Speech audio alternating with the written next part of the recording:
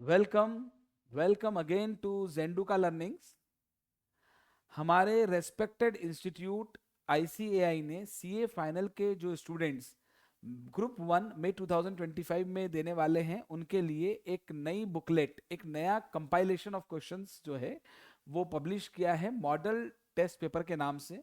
इसमें एफआर के, एएफएम के, ऑडिट के सेट ऑफ पेपर्स हैं और हर पेपर में क्वेश्चंस दिए गए हैं, केस स्टडीज हैं, एमसीक्यूज हैं।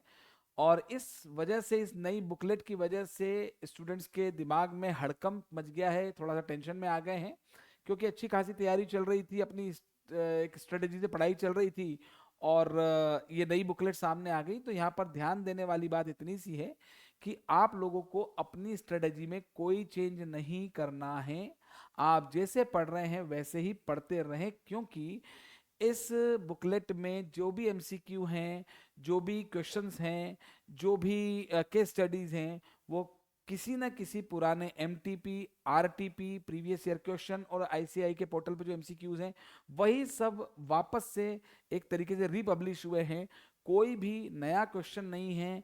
और जिन भी टीचर से आप पढ़ें, डेफिनेटली आप उनकी बुकलेट से पढ़ रहे होंगे तो वो अपडेटेड ही होंगी।